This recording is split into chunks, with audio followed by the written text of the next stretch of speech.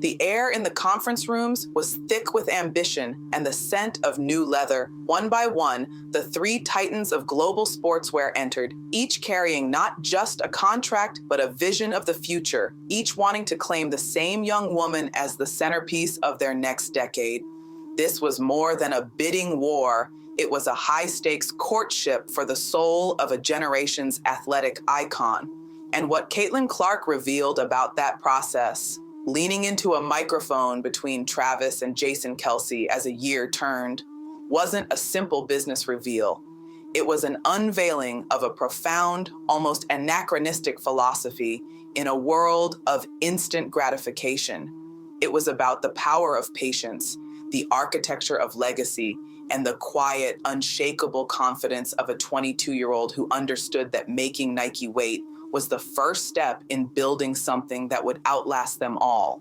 To understand the magnitude of this disclosure, one must first appreciate the stage she chose. The New Heights podcast is not just a popular show. It's a cultural nexus where authenticity is the only currency.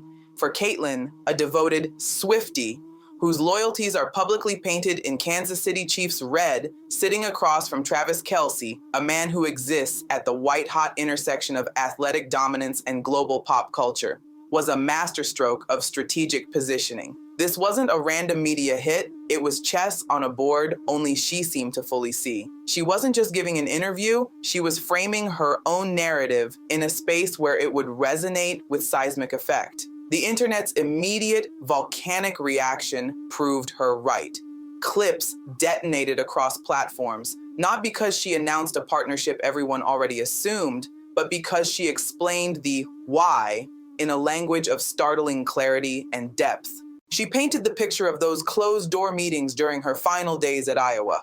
Nike, Adidas, and Under Armour each took their turn, laying out glittering promises. The pitches diverged sharply in tempo. Some were frenetic, pulsating with urgent ambition. They promised speed, a signature shoe designed, produced, and on shelves in a flash, capitalizing on the tsunami of hype surrounding her WNBA debut. They had mock-ups, timelines, and a palpable desperation for her signature. Their message was clear. Sign with us, and we will move mountains at lightning speed to make you a market force yesterday. Then came Nike. Their approach was a study in contrast. They were deliberate, almost disarming in their candor. We're slower, they told her, a startling admission in an era where speed is idolized, but we're the best. They spoke not of rapid production cycles, but of meticulous craftsmanship. They didn't promise a product, they promised a legacy artifact. They argued that building something truly great, something that would stand alongside the icons, required a timeline measured in significance, not just weeks. In that moment, Caitlin saw past the corporate facade to the core truth that aligned with her own internal compass. Every kid dreams of being a Nike athlete, she confessed, her voice softening, traveling back to a childhood bedroom in Iowa. It was a confession of pure aspiration, untainted by adult cynicism. The posters of Jordan and Kobe, the goddess-like aura of Serena Williams on center court, these weren't just marketing images, they were chapters in a mythology she had always wanted to join. Nike wasn't just a brand in that dream, it was the setting for greatness itself.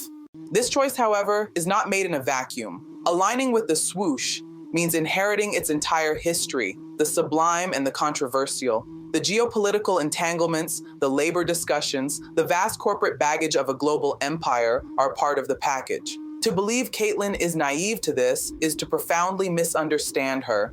Her decision wasn't blind faith, it was a calculated ascent. She did her homework. She studied the historical arcs of Nike's signature athletes, the peaks and the valleys, the enduring legends and the fraught relationships. She looked at the Mount Rushmore of endorsements, Jordan, LeBron, Kobe, and saw that Nike had carved every face. She wants her likeness there, not as a fleeting guest, but as a permanent fixture. And she understands that such permanence isn't granted to the hurried. It's earned by those willing to build on a foundation of deliberate intent. The process itself became a sacred collaboration. Far from a passive signatory, Caitlin immersed herself in the design studio long before her first professional tip-off. She spoke not with the distant approval of a client, but with the focused intensity of a co-creator. When asked about the design, she didn't lead with color palettes or aesthetic trends. She spoke of biomechanics, of needing a shoe that could withstand the punishing physics of her game. The whip-quick crossovers, the abrupt stops on a dime, the explosive leaps into shooting pockets. For her, this was not a fashion accessory. It was a vital tool, an extension of her own physiology. The genuine thrill in her voice was unmistakable. This was the childhood dream of designing her own superhero gear made manifest. Yet, within this excitement, she planted a seed of sobering reality. When Jason Kelce asked the question burning in every sneakerhead's mind, "When's it dropping?" her answer was precise, but followed by a tectonic caveat. The launch was slated for the start of the WNBA season, provided there is a WNBA season. That single appended clause was not a casual aside. Caitlin Clark, media trained to surgical precision since her teens, does not misspeak. It was a deliberately lit flare, illuminating the precarious cliff edge upon which the entire league currently teeters. The Clark effect is not hyperbole. It is quantifiable economic and cultural energy. She has broken viewership records, transformed road games into sellout events, and moved merchandise at a pace that dwarfs her peers. Yet, this renaissance unfolds against the tense backdrop of collective bargaining agreement negotiations. The players justifiably demanding an equitable share of the value they are now unquestionably creating are in a high-stakes standoff. The possibility of a delayed or lost 2025 season is a specter in the room. Imagine the catastrophic paradox: the most anticipated signature shoe in WNBA history launching into a void, with no games, no spotlight, no platform. With that comment, Caitlin, who holds immense leverage as the league's primary growth engine, did more than state a fact. She applied strategic pressure. She reminded every stakeholder, the league office, the owners, the union, that the eyes of the world are upon them, and the cost of fumbling this historic moment would be immeasurable. This understanding of leverage and landscape reveals a maturity that bled into the more personal revelations of the conversation. When Jason, with empathetic intuition, asked, "Do you ever feel like it's too much?" the atmosphere in the room palpably shifted. The impervious facade for just a heartbeat dissolved. Sometimes, she admitted, the word hanging in the air like a fragile confession. She gave voice to the relentless weight, the microscopic scrutiny, the loss of anonymity, the crushing expectation that she must be perfect as a player, a spokesperson, and a symbol. "I didn't ask for any of this," she said, a simple sentence that captured the beautiful and burdensome paradox of her life. She asked only to play basketball at the highest level. But greatness, once achieved, arrives with its own inescapable gravity. It was Travis, a veteran of that same blinding glare, who offered the hard-earned remedy, compartmentalization. And Caitlin revealed her sanctuary. "The court is my escape," she explained. "For most, the arena is the crucible where pressure is forged. For her, it is the one place where the world's cacophony falls silent. Between those lines, with a ball in her hands and a play unfolding, she is not Caitlin Clark, the phenomenon. She is simply Caitlin, the player. There, pressure alchemizes into peace and the weight lifts. This psychological inversion is a superpower as critical as her deep-range shooting. This remarkable poise extends to handling the external noise, including the palpable hostility from some corners of her own league. Asked about the hard fouls, the pointed comments, the seeming resentment, her response was not defensive or vengeful. It was empathetic. "I understand it," she stated calmly. She painted the historical picture: veterans who had grind for years in relative obscurity, playing for meager wages in half-empty arenas, fighting for scraps of media attention. "And then I show up," she acknowledged, "and suddenly everyone's paying attention." She refused to cast herself as a victim. Instead, she recognized her arrival as a disruptive event that highlighted past inequities. She made it clear that disrespect was not acceptable, but she also wouldn't fuel a divisive narrative. She focused instead on the veterans who had welcomed her, understanding that building lasting relationships within the small, intimate ecosystem of the WNBA was a more valuable long-term play than winning a petty public feud. This is not passivity, it is strategic grace. The conversation then soared from the gritty realities of league politics to the horizon of pure ambition. Asked for an on-court dream, she bypassed trophies and MVP awards. "I want to fill a stadium," she declared, "not an arena, a stadium. A colossus of concrete and steel packed with 50,000, 70,000, even 80,000 souls, vibrating with the energy of a Super Bowl, all for a women's basketball game." Given her proven, unparalleled ability to command audience scale, this vision feels not just aspirational, but inevitable. Travis Kelce immediately understood the seismic importance of such a moment and pledged his presence. For Caitlin, the goal isn't personal glory, it's normalization. She wants a young girl to see that massive crowd on television and think it's ordinary, that it's simply how things are. She is engineering a new normal through sheer force of will and spectacle. This builder's mentality extends far beyond the court into the realm of capital and influence. In perhaps the most startling revelation, Caitlin outlined her ambition for WNBA ownership. "Players need to be at the table," she said, her tone leaving no room for doubt, "not just sitting there, running it." This is not a vague post-career fantasy. She spoke of it as an active pursuit. "I've already started having conversations," she revealed, sending a jolt through the room.